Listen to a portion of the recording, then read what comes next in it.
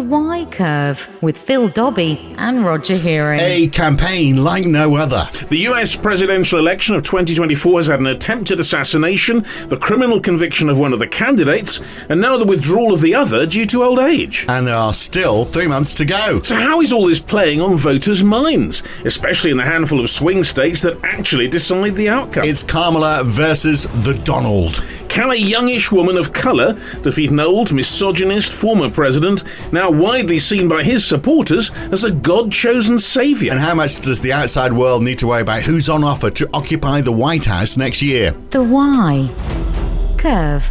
So, I mean, there's a lot of questions around this, aren't there? Yes. I mean, the key one is she going to be successful, I guess? You know, what's she going to do? What's she going to pull out of the hat? Well, it's not absolutely certain she's going to be the candidate. It's pretty clear, but it's not absolutely certain because this hasn't really happened before. Yeah. We are in very, very unusual territory. Well, we fail to be surprised by anything now. It is a very strange situation, yeah. So anyway, but you've got someone who, I mean, if you look at the optics at least, a youngish woman of colour. Yeah. She's 60. Oh, well, that's young, I guess. Yeah. Very young, isn't it? Yeah. So, but compared to him, he's 78. He will be, if he's elected, the oldest president ever to take office. Yeah. And Joe Biden, obviously, so to take office. Yeah, that's right. Yeah. But Joe Biden would have been if he carried absolutely. on. But absolutely. So why did Joe Biden hang on so long? That is the curious thing. And then the question about, if he's not fit to stand, why is he fit to be president for the next 6 months? Well, yeah, I mean, there are differences maybe. And it's not so much that he's not fit to stand as he doesn't think he's the right person to go forward. I think that's the way he put it. But, I mean, a lot of it's going to come down to tactics because in the end, if you've got someone like Donald Trump, I mean, now you can almost see the halo around his head in Republican terms. Yeah. This is a man who missed death by millimetres. Because of God. Because of God. So therefore he is the anointed one, he must return. I mean, it's so full of that sort of It was very sad, wasn't it, ideology. when you saw him speaking at a rally and all those people who'd put bandages on the side of their head. It's like, people going to a pop concert dressing as, or going to a football game and dressing as your team colours. Yes, and they do. It's the same stuff, isn't it? Yes. But this is politics. I don't know. It's just in America, politics is much more like sport. Well, in a way, yeah. Yeah. So what is she going to do then? If he's the anointed one, what can she do in the space of just a few months to say, because it's got to be a quick message. He is, I was chosen by God, and also I'm going to create jobs for Americans. What that's all they need to know. They say fantastic. But he is Donald Trump, and this is the thing. One of the consistent things is that people a large number of Americans just don't like the sort of person he is. A convicted felon, apart from anything else. Yeah. But for the rest, that doesn't seem to matter, does it? Well, so I guess it's the bolted-on Trump supporters. Nothing you can do about them. No. They will always be the base will stay. Yeah, and that's maybe a third. Maybe. So it's the other 2/3 that we've got to worry about. And where are they? Because it's these 6 or 7 states that actually matter. That's all that will actually make the difference. And can it be done in enough time? We're just 3 months, coming in late. Maybe it's good. Maybe it creates a bit more impetus. Maybe all of a sudden people will be going, thank goodness, when they hear her talk. Because the thing is, we don't hear her talk a great deal. When you do, she's actually, I mean, politics aside, she is an impressive talker, isn't she? Yes. And maybe that's enough. I don't know. And let's find out from someone. I mean, there's someone we spoke to exactly a year ago, pretty much, on all this, long before any of the stuff happened. Yeah. And we're bringing him back to talk to us again. And he's Dr. Thomas Gift, Associate Professor in Political Science at the University College London and Director of the Centre on US Politics. And he joins us now. So, Thomas, I mean, first of all, why do you think Joe Biden hung on for so long? I mean, it was clear to everybody apart from Joe Biden, wasn't it, that he had to step aside.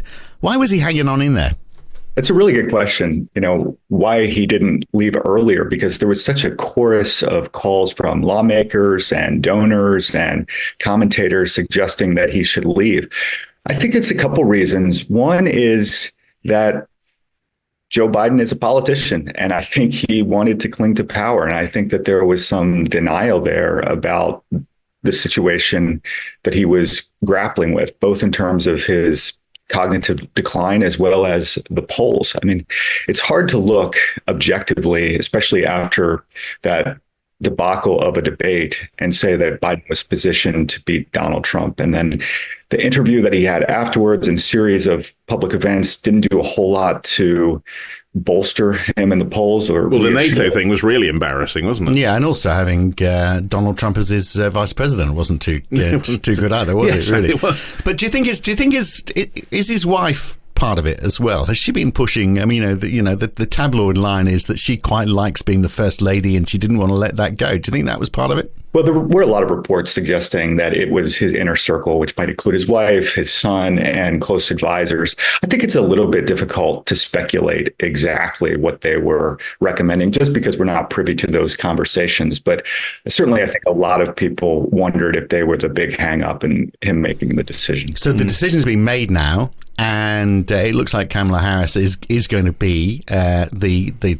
Well, that's not certain, is it? I mean, let's walk that through perhaps a little bit first. There's a lot of money going behind it, isn't there? Well, there is, but Tom, so how does it actually work? I mean, people were won in the primaries to support the Harris or the Biden-Harris ticket.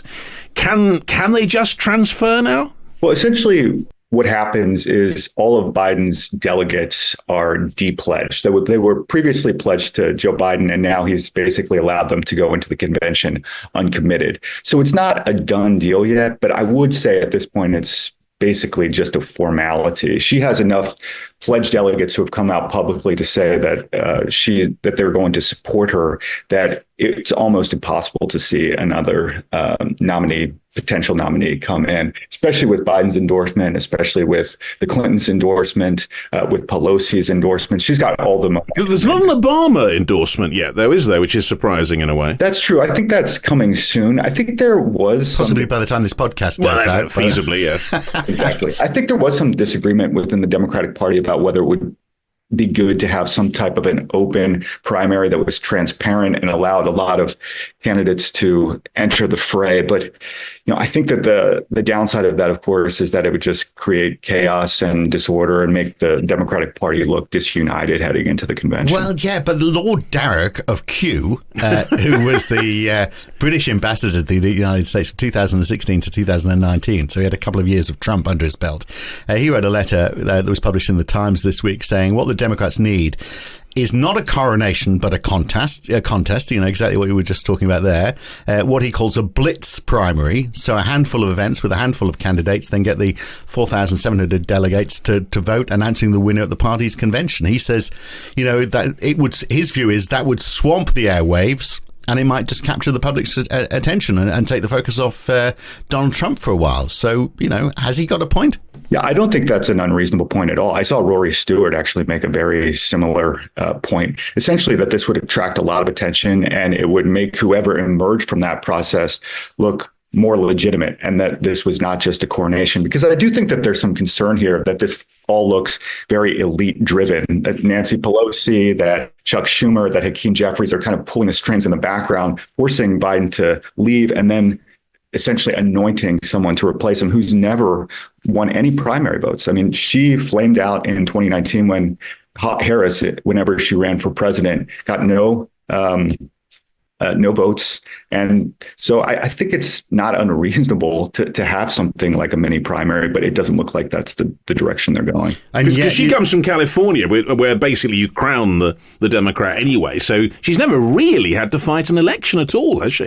And I wonder, this is not something that Donald Trump is going to avoid talking about, is it? Oh, that's right. I mean, all of the Republicans, including Mike Johnson, the Speaker of the House, are making comments about how this is very undemocratic. It's anti-democratic. It's unfair that this is taking away a voice from voters. And, since the early 1970s, the primaries really shifted from decisions being made in these proverbial smoke-filled rooms by elites to a process that was much more democratic. And, over the last few months, Biden did collect all of these delegates. It wasn't Harris. I mean, she's on the ticket, certainly. But I think it would have been nice to have a competition. I can see, though, the other side of the coin, which is that this would just create a lot of chaos. And while Republicans are lining up behind Trump, it would feel like the party was in disarray. Yeah, and they've only got 3 months. I mean, it's a very tight, considering how long the American presidential campaign seems to go on, it's a very small amount of time. And even though she's been vice president, I feel as though people have got to know her, haven't they? Because, I mean, the vice president is sort of like it's a pretty low-profile role, isn't it, really? You're almost there just in case the president dies. That's it, yeah. I think you're right. And especially if you look at the polls of Harris, I don't think that they're very firm because basically Americans haven't gotten to know her too much. I mean, she was relegated to a portfolio of relatively low priority issues during the first 3 or so years. She was kind of the spokesperson for the administration on the Dobbs Supreme Court decision, which was the abortion decision. So she's been a little bit higher profile.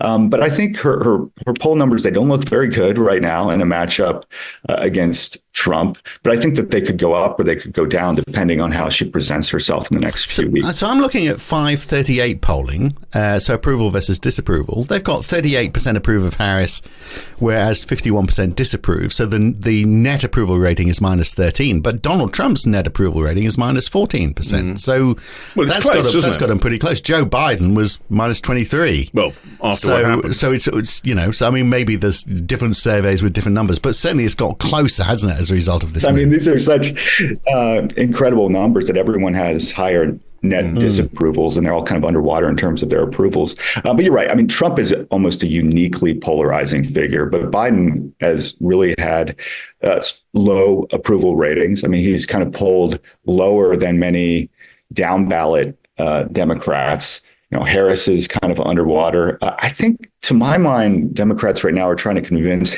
themselves that Harris is a very popular choice. I'm not so convinced. I think it's going to be a close race. I think it would have been close even if Biden had stayed in. Certainly going to be close now that Harris is in. But yeah, it's hard to predict exactly. Well, let's pick up on a couple of things. You mentioned about how she had taken the lead in terms of the Dobbs, the reproductive rights, let's call it, issue. And I suppose if you think of the optics, you have a woman, youngish, 59, of colour, up against a man, if you're looking at them both beside, pretty clearly misogynistic in the past, and worse than that, of course, as well. Just in terms of the way it looks, isn't that likely to play well for Harris? I think it is. I think the challenge, though, is that voters are so locked in that it's hard to know if there are a whole lot of voters on the fence, swing voters who, maybe were reluctant even to come to the polls at all. Now they might be more likely to vote for Harris. But I think you're right. That contrast, right, is much more stark now, because before you had a 78-year-old man versus an 81-year-old man. It feels like passing the torch to a new generation. I think Americans are ready for that. And so I certainly agree with you that should work in her favor. And a woman president, if she gets it for the first time, I mean, that's quite a leap, isn't it? It is. I mean, everyone thought that was going to be Hillary Clinton back in 2016, but she lost. I think maybe some will be disappointed that sort of the process by which we could have the first female president wasn't sort of the typical primary process as we would expect. But nevertheless, the outcome would be the same. And I think that would be sort of a significant moment. I mean, it's certainly past due that America has a female president. So how big do you think the contestable vote is? So there'll be obviously a bunch of Donald Trump voters that are just locked on, and we can forget about them. And what would they be? I'm guessing about a third of the population. You might have a different number. And is all the rest contestable then? And how many of those, could swing towards the Democrats who are currently Republican voters? If you just look at public polling data, it's almost a third.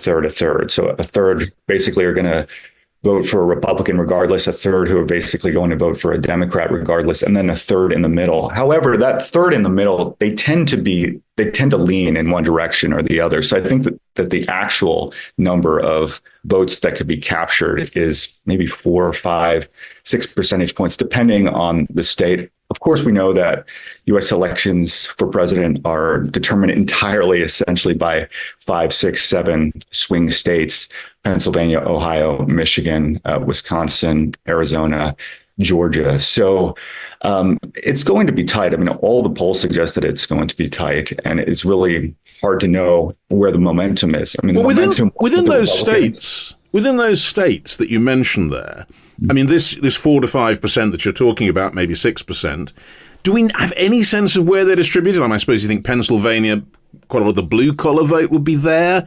I mean, Georgia, obviously you have an extraordinary history in various ways in politics. Arizona, I guess, has quite a lot of Republicans. I mean, is it possible to get a sense of how this all plays there? Yeah, I think a lot of these are disaffected kind of blue collar workers who align probably more with Republicans on social issues, but also probably align more on policy with Democrats. It's people like in my hometown of Pennsylvania, which is a small town in the center of the state, relatively blue collar. The populism sort of appeals to them, but still very socially conservative, quite religious. So I think that these are some of the swing voters, but it's hard to tell. I think it's not just about swing voters, though. I think it's about turnout.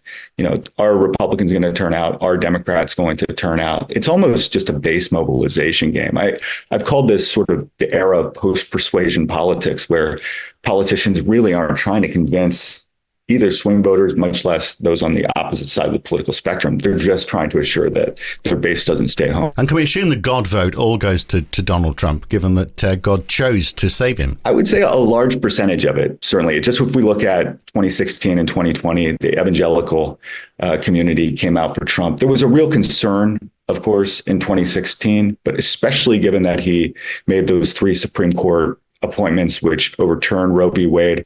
It kind of has a feather in his cap there. Of course, given the morals of Trump and all the scandals and mini scandals, it's still a puzzle why such large portions of the Christian community come out for Donald Trump. But I think they really just view it sort of as a study in contrast, and the policies, particularly on social issues, of Democrats are just not acceptable. So in terms of the abortion vote, which we talked about earlier, the reproductive rights, a lot of people have said, well, it's the female vote in the US, even in strongly Republican areas, will just turn against them on that basis. Do you think there's truth in that? I think there's some truth in that. If you look at the 2022 midterms, certainly Democrats overperformed, and most experts attribute that to the abortion issue. Similar in a number of different referendums that were held in states across the country. This is one issue that galvanizes Democrats. I remember actually writing an article preceding the 2022 midterms saying that abortion wasn't going to be as big of an issue. I was completely wrong on that. I think that Donald Trump realizes that this is an Achilles heel for him and his party, and he has tried to distance himself from sort of the more hardline pro-lifers, essentially saying this is up to the states to make the decisions. But he realizes that could be a really precarious issue. And what about Project 25? Now we're talking about abortion. I mean, Project 25. We better explain what that is. So Project 25, I'll leave it for you to explain, but I mean, it's being linked as though this is all, I mean, it's not coming out of the Trump camp. It's been denied by the Trump camp, hasn't it? Has it? Yeah. So is it? Should we just ignore it then? Because it's. I mean, there's some scary stuff in there. I mean, they're not only against. Well, let's just say what it is first, shall we? Okay, yeah. Thomas, what's your understanding of that? Well, it's a document that is essentially a blueprint or a game plan for a future Republican administration that includes a lot of recommendations that are quite right wing. I mean, it's associated with the Heritage Foundation, which is a conservative think tank in Washington, D.C., and a number of the authors and contributors are close associates of Trump or have had links to the Trump campaign in the past. Trump has said that he doesn't know anything about it, that this doesn't represent his campaign. And I do think maybe on this one, Trump has been kind of unduly smeared because he really can't be responsible for every single policy pamphlet that comes out of a right-wing think tank from Washington. Certainly some ideas in it he would be amenable to, but I don't think it's fair to sort of link him that tightly, especially since he has distanced himself from the document. I think one of the reasons why... Because on abortion, it's not just against abortion, it's also against contraception. Yeah, it's a number. It basically covers every single policy issue. I think one of the reasons, though, why Democrats have latched onto this Project 2025 is because if you look at the Republican Party platform, it's actually much more moderate particularly on some of these issues. And I think that doesn't really work well for the Democrats in terms of the framing. Well, maybe I don't know, maybe you have this document which is extreme, and then Donald Trump says, oh, I don't agree with all of that. Banning contraception, what a crazy idea that is. Look how moderate I am. And all of a sudden he gets the moderate vote. Maybe that's it. But I'm just wondering whether, the American politics, and we've seen it here, in fact, it's around the world, it's just become driven by populism and the idea that you could have a more nuanced debate. So it's interesting that Kamala Harris, when she was the Attorney General of California, she was against the death penalty. And one of the things she said was the way to reduce violent crime is to reduce truancy in schools. So fine parents who don't allow their kids to go to school if they're perpetually truant. And in fact, if they keep on doing it, threaten those parents with jail time as a way because there's a link between truancy rates and violent crime. Two-step process, very difficult argument to have rather than just lock them all up, isn't it? But I mean, is that too complex? Is two-stage thinking too difficult for politicians to get across and voters to voters during an election campaign? You've got to keep it simple. I think absolutely. It's got to be a simple message, straightforward. But the world isn't simple. That's the problem. Absolutely. I know everything's more nuanced. There's so much gray areas, but we kind of live in the world of sound bites, and these campaigns are no exception. That's really unfortunate because I don't think that we are having substantive conversations about what policies work, what policies don't work, under what conditions do they work or not work. Instead, it's just kind of, it's mudslinging against either keep foreigners out, bring jobs home. Yeah. I mean, that's easy, isn't it? Mm-hmm. And that's kind of the populist message. And that's resonated both on the Democratic side as well as the Republican side. I mean, if we think about some of the appeal that Bernie Sanders has, or had, on the left, Trump certainly plays to this. He's playing to the fears of many Americans. It's tapping into some of these visceral emotions of voters. And on to that point, I mean, J.D. Vance, of course, in his speech, the VP on the Trump ticket, went very much down that line in his acceptance speech and what he said since.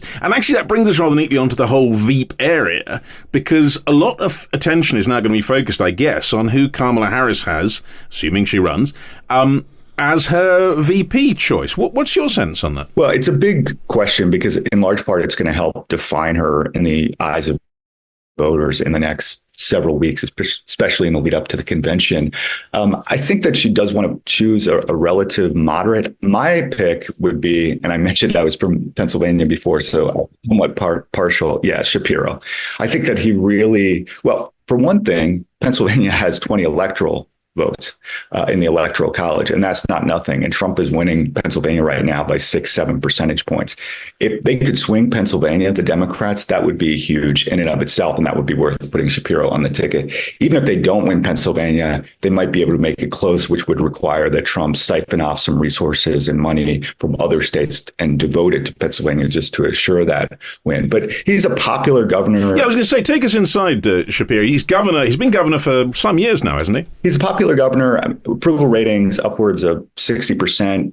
He's governing a state that is kind of a swing state. It's purple. It's largely red in the middle, conservative, and two cities, Pittsburgh and Philadelphia, are blue on either side of the state. But he's kind of a relative fiscal moderate, I would say, and a social moderate as well. He's not a flamethrower. He doesn't kind of get embroiled in some of these culture wars. He just presents as someone who wants to get things done and is very pragmatic. And I think that after 4 years of Donald Trump and the turmoil that we have experienced just in the last few weeks, I think a lot of Americans just want some normalcy, and I think that he would bring that. And he's a white man.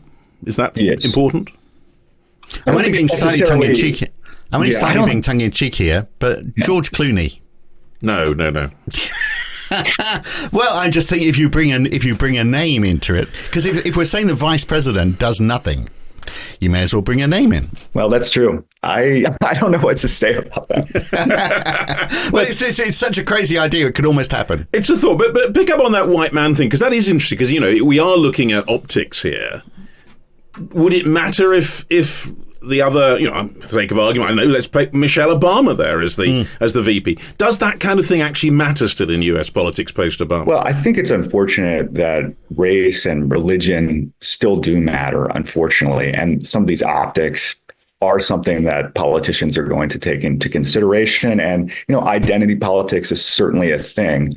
How that squares with, the decision that Kamala Harris is going to make, it's hard to tell. Shapiro, for example, is Jewish. And of course, with the war in Gaza being kind of a political tinderbox, some experts have even questioned whether that could be problematic. Again, it's a really sad commentary that we have to think about these things, but it is the political reality. And the idea, that we talked about that Donald Trump's just got this, very easy, just keep the foreigners out and more jobs for Americans.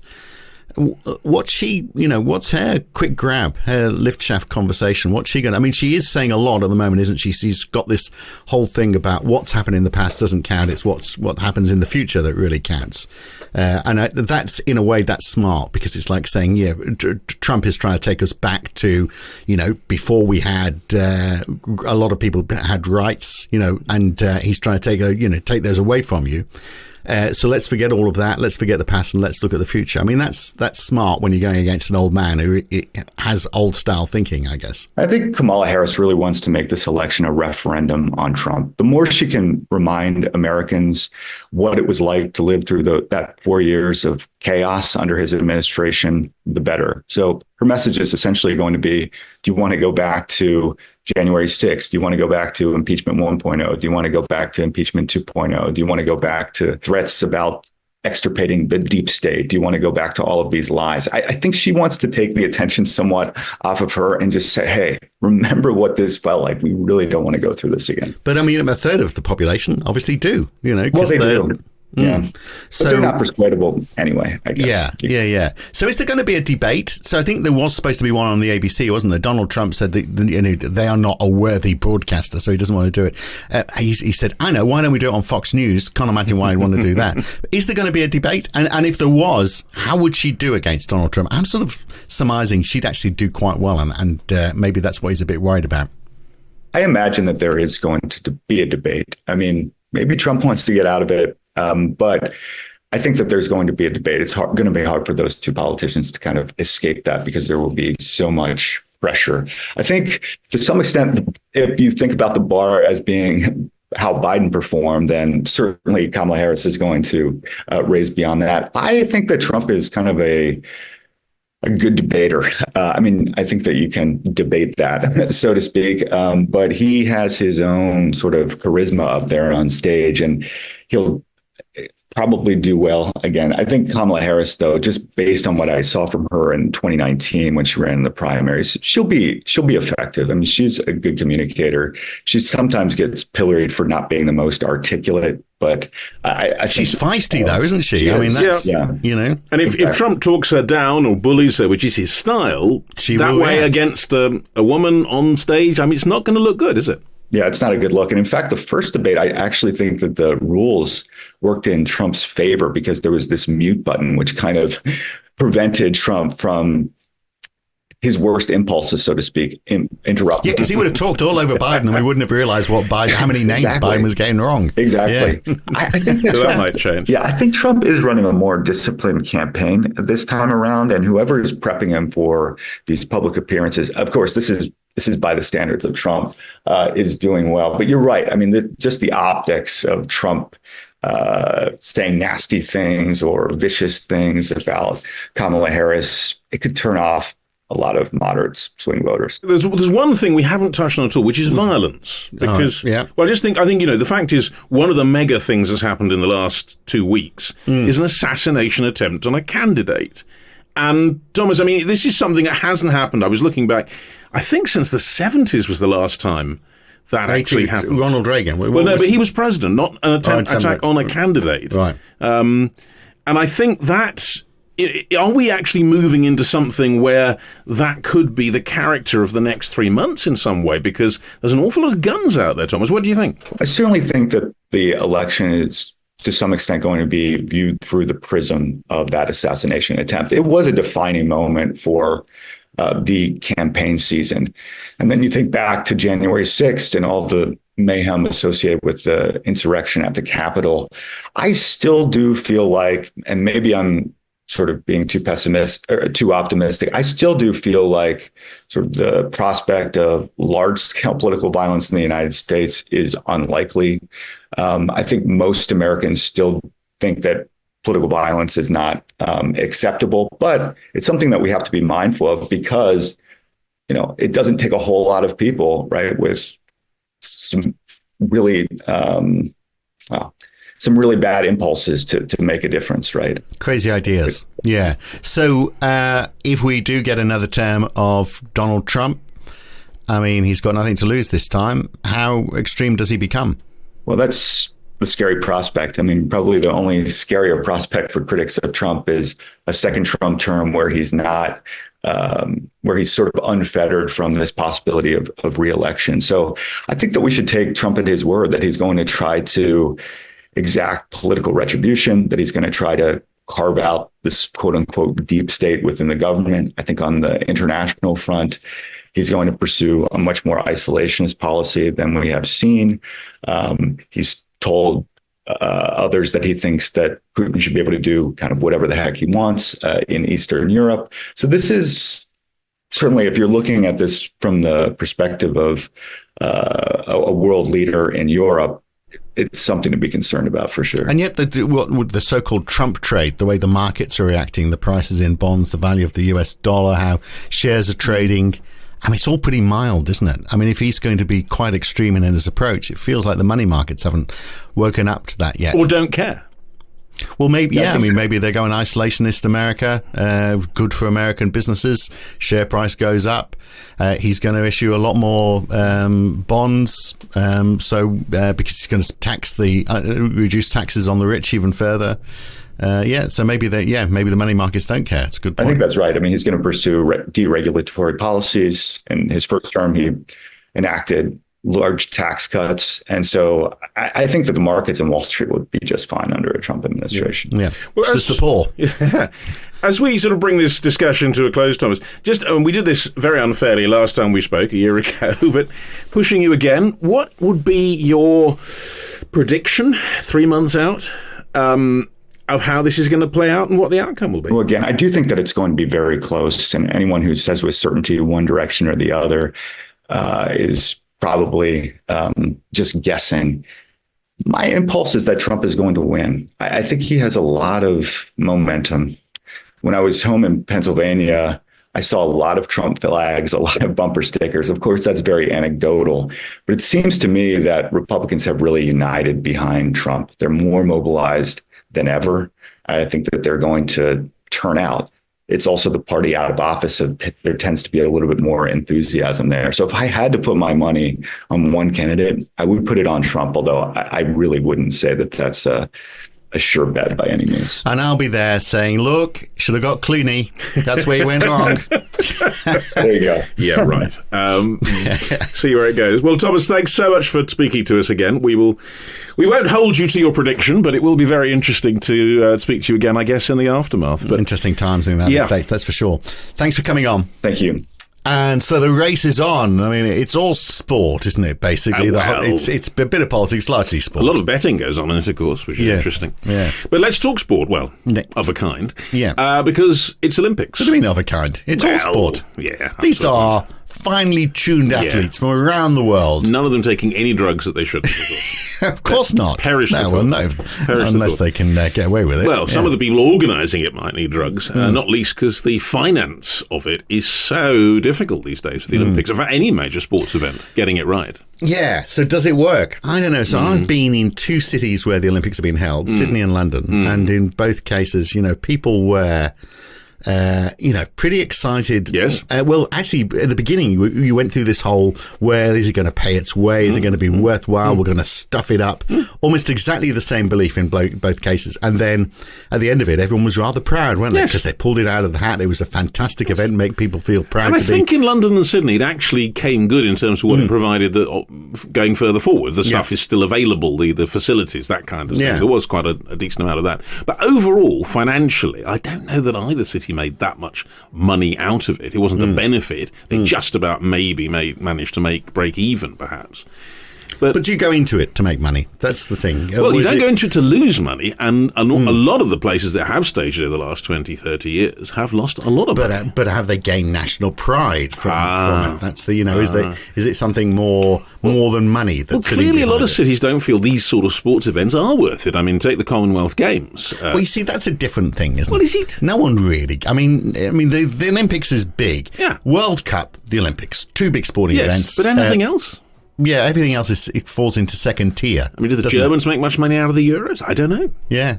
But I mean, it's like we only get excited about the Euros because we think we can't win the World Cup. But I mean, the Euros, again, is like second tier to the World Cup, isn't it? So for all of Qatar didn't need to make money out of the World Cup, did they? That's one thing. Yeah. Because they got enough of it, you mean? Yes. Yeah, exactly. An awful lot of it. And they paid a lot for it. Yes, exactly. So the Commonwealth Games, because you have had cities pulling out of the Commonwealth Games because they're worried about how much money they're going to lose. Yeah. But it's not got the same prestige. Well, no, but several countries pulled out of trying to stage the Olympics because they just didn't think it worked financially for them. And the bidding process. Well, how much are they losing? And does that put a question mark over the Olympics then? Can it work? I mean, you've got the broadcast rights, which obviously bring a lot of money in. And the sponsorship and all kinds of things like that. But in the end, is it enough to cover your costs? Well, we'll talk about that next week. We, of course, will be in the throes of the Olympics by then. And, all kicking we off. won't come live from Paris, alas. We won't, no. Which would be nice. Our budget doesn't quite stretch to that. But but everyone else will be getting very excited about the Olympics. And we'll be there, a couple of grumpy old men. Going, but is it worth it, really? Money, hey? Yeah. It's not so that's a very good reason to come back and join the Y Curve next week. Next week, that's it. Okay, see you then. Thanks for listening. The Y Curve.